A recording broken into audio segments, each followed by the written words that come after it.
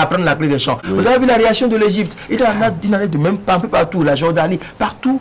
On maintient le peuple sous le joug d'une dictature voilée par des exploits économiques, par des richesses parfois. Bon, c'est pas sur le plan du pétrole, etc. Non.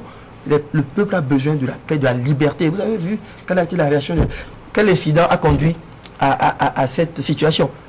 Un jeune qui s'est immolé, et puis voilà. Oui, si vous permettez, je vais finir. Quand moi je dis révolution, moi j'entends révolution comme révolution astronomique, c'est-à-dire un astre, ça tourne sur un autre, ça fait 360 degrés.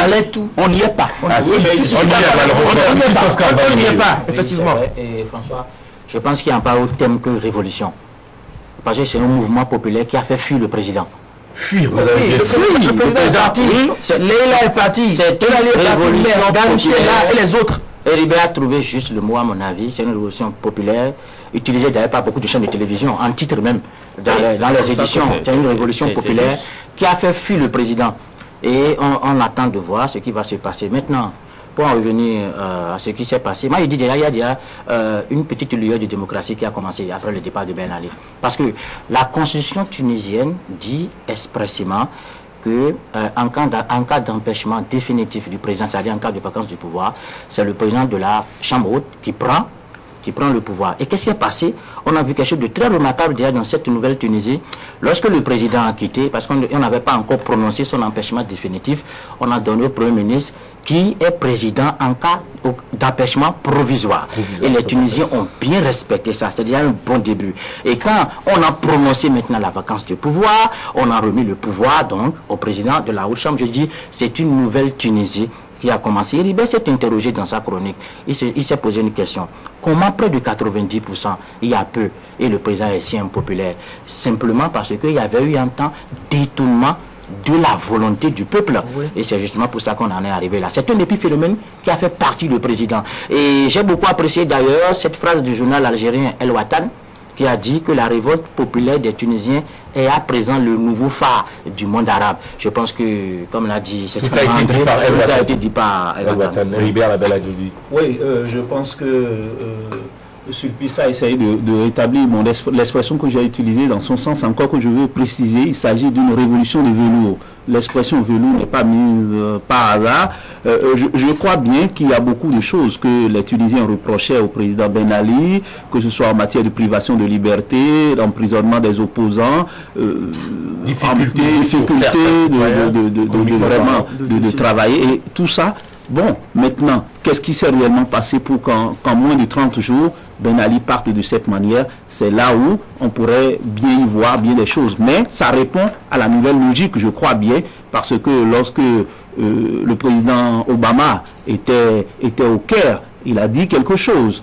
On ne veut plus d'individus forts, mais des institutions fortes, et on peut imaginer que ce qui s'est passé en Tunisie aura un effet boomerang. On attend de voir ce qui va se passer les prochaines semaines, les prochains mois, mais je suis convaincu que le monde arabe ne sera plus comme avant.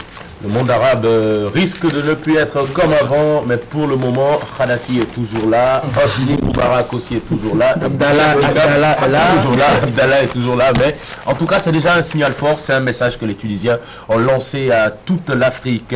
Merci à vous, on va tout de suite faire un flashback, regardez dans le rétroviseur qu'est-ce qui s'est réellement passé au Bénin la semaine écoulée, le monde en 7 jours, le Bénin en 7 jours, c'est tout de suite.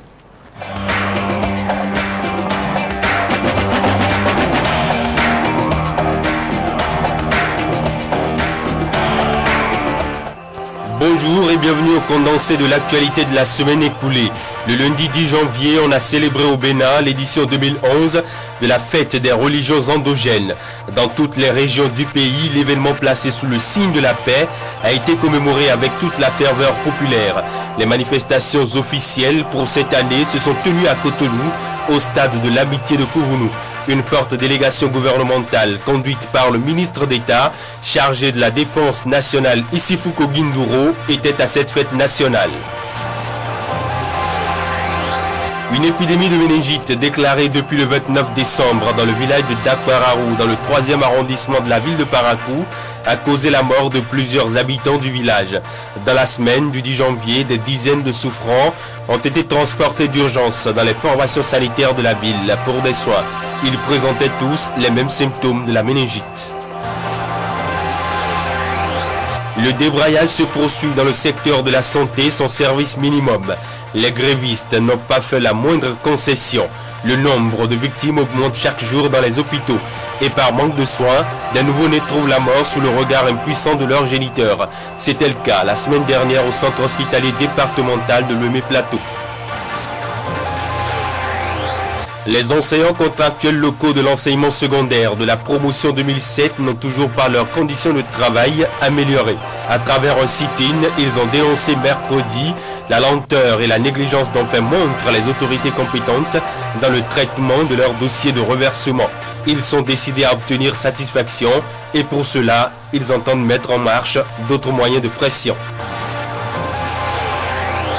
Les directeurs des écoles primaires et maternelles de l'Atlantique et du littoral et les responsables syndicaux du secteur étaient en assemblée générale vendredi. Pour eux, l'enseignement maternel et primaire n'aurait pas été tout à fait gratuit, contrairement à la mesure prise par le gouvernement.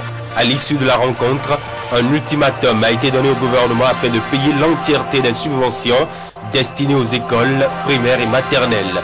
Cet ultimatum court jusqu'au 31 janvier 2011, dans quelques jours donc. La décision de mise en consommation systématique de certaines marchandises en transit au Bénin n'est plus en vigueur. Cette décision prise le 10 novembre 2010 par le gouvernement béninois aux grandes dames des importateurs et autres transporteurs a été rapportée. Mais il aura fallu quelques propositions et concessions de la part des transporteurs. Le Bénin a eu une pensée positive à l'intention des victimes du séisme du 12 janvier 2010 en Haïti. Pour ce triste anniversaire, le gouvernement béninois a demandé une messe pour le repos des âmes des centaines de milliers de personnes disparues. La dite messe a été célébrée à l'église Bon Pasteur de Kadiaroum par le nonce apostolique.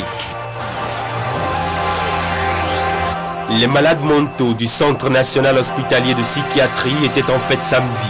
Ils ont célébré pour la première fois le nouvel an de santé mentale, NASAM 2011. C'était en compagnie du personnel du centre, des parents, amis et donateurs. Une journée de détente, d'animations diverses, d'amitié et bien sûr d'amour. La semaine dernière a été également riche en activités politiques. Plusieurs mouvements et associations ont effectué des sorties médiatiques sur toute l'étendue du territoire national pour apporter leur soutien à leurs différents candidats aux élections présidentielles de février-mars 2011. Boniaï, président sortant et candidat de la Force Cori pour un Bénin émergent, Adrien Hungweji de l'Union fait la Nation et Ablaye Biochane de la coalition ABT, chacun d'eux a fait le plein en matière de soutien. Les autres candidats n'étaient pas du reste. Les élections sont dans quelques semaines et la communauté chrétienne prie pour qu'elles se déroulent dans la quiétude totale. Samedi, les églises pentecôtistes œuvres missionnaires ont organisé la 6e édition de la marche annuelle pour la paix au Bénin. 4 délégations parties des différents horizons de Cotonou ont rallié la place de l'Étoile Rouge pour une séance de louanges. Les prières ont été faites durant la marche aux différents carrefours. Ce sera tout pour cette rétrospective de la semaine du 10 au 16 janvier 2011.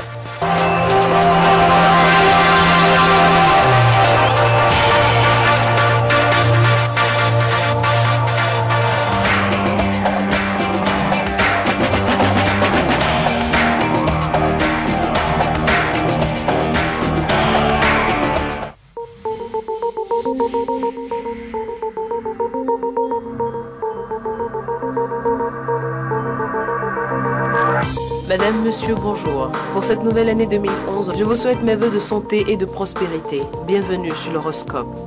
Natif du signe Bélier, vous devriez apporter certaines modifications à votre organisation à la maison aujourd'hui. Vous prêterez une attention particulière au rangement et à la propreté. Si les personnes cherchent à faire plus de bruit que vous devriez alors tenter de calmer l'atmosphère. Vous pourriez entamer un dialogue pour mieux comprendre les raisons de chacun. Taureau, vous êtes de plus en plus réaliste au sujet de votre vie personnelle. Aujourd'hui, vous aspirez à des décisions plus concrètes. Vous accepterez même de faire quelques changements, voire des concessions, si on vous le demandait. Si vous preniez certaines initiatives, votre situation professionnelle pourrait évoluer très rapidement. Cependant, n'attendez pas des efforts de personnes qui auront beaucoup de mal à cerner vos ambitions. Gémeaux, les planètes élèvent vos espoirs dans l'amour et vous pourriez bientôt oublier le passé et vous tourner vers l'avenir. Pour cela, vous serez dans l'obligation de résister à la tentation de vous laisser aller. Votre première impression concernant votre situation financière pourrait être trop optimiste. Alors vérifiez à 2 fois vos calculs et vos factures pour avoir une idée plus précise de votre budget. Toutefois, il semblerait qu'une personne vous propose un projet intéressant. Il serait intéressant de faire le bilan des progrès réalisés récemment, natifs du signe Cancer, afin de démontrer vos efforts à certaines personnes. Tout ce dur labeur a enfin porté ses fruits et vous réaliserez que vous avez fait un grand pas en avant. Persévérez, vous êtes sur la bonne voie. Vous pourriez faire des progrès aujourd'hui, mais pour cela, votre rapidité d'exécution dépendra de votre confiance. Sinon, les planètes pourraient limiter votre assurance et votre détermination. Lion, une excellente période pour vous entourer et pour organiser des événements sociaux. On vous sollicitera de toutes parts. Élaborez un planning afin de pouvoir vous présenter à toutes les manifestations. Une rencontre inattendue pourrait vous déstabiliser. Chaque jour, c'est la routine qui vous attend. Pourquoi ne pas aborder quelques modifications? Vous retrouverez votre bonne humeur et votre énergie positive. Côté finance, il pourrait y avoir de belles surprises pour le début de la semaine prochaine. Vierge, aujourd'hui la prudence sera de mise. Des erreurs seront susceptibles d'installer un conflit dans votre vie personnelle. Dès le matin, il serait bon pour votre bien-être de faire de l'exercice physique. Et du même coup, profitez-en pour avoir une alimentation plus saine. Cela vous apportera un meilleur équilibre. Si vous vous concentriez sur la planification financière en début de journée, vous pourriez avoir les premiers résultats positifs avant la fin de la semaine. Pour cela, n'hésitez pas à revoir votre budget et tenter de réduire vos dépenses inutiles. Balance, l'énergie est constante et vous êtes plus apte à gérer la routine du quotidien ainsi que les corvées. Vous pourriez aller loin si vous gardiez votre attention en éveil. Une relation amicale pourrait vous aider à voir plus clairement la situation actuelle. En partageant vos idées et vos rêves, vous permettrez à certaines personnes de votre entourage professionnel de mieux vous connaître et ainsi une meilleure collaboration pourrait s'installer. Un projet commun aura toutes les chances de réussir si vous montriez plus de tolérance. Scorpion. C'est une bonne journée pour réfléchir et pour prendre des décisions concernant les changements que vous devriez apporter. Cependant, ne faites de choix définitifs avant la semaine prochaine. Vous risquez de vous retrouver en retard à plus d'une occasion. Sortez donc plus tôt pour éviter les retards. Si une personne vous faisait une réflexion, le tact et la délicatesse seront de mise. Une belle complicité pourrait s'installer avec une personne du signe de la Vierge. Sagittaire. De fascinantes rencontres semblent se profiler à l'horizon si vous en acceptez les invitations amicales. Il y a de fortes chances que vous rencontrez une personne qui suscitera votre imagination. Ce que vous pourriez faire ou dire aujourd'hui sera susceptible d'influer sur votre avenir à long terme. Vous devriez tourner 7 fois votre langue dans votre bouche avant de vous exprimer. Capricorne. Demandez-vous où vous allez dans votre vie personnelle et vous réaliserez qu'il y a des changements à apporter. La sociabilité sera un excellent moyen pour libérer toutes vos énergies refoulées. Une proposition intéressante liée à votre domaine d'activité se présentera à vous. Foncez sans perdre de temps car cette occasion pourrait conduire à de grandes réalisations. Ce sera une chance pour vous de mettre vos compétences en avant. Perso, des indiscrétions ont été lâchées au sein de votre entourage. Vous devriez au contraire afficher votre assurance afin de ne pas laisser ces ragots prendre de l'ampleur. Prévoyez des arguments solides pour faire taire les indiscrets. Les choses s'améliorent sur le plan financier. C'est une période bénéfique. Recherchez donc les plans qui peuvent vous permettre de gagner de l'argent. Puisque la chance vous sourit, toutefois, il sera indispensable de tout bien planifier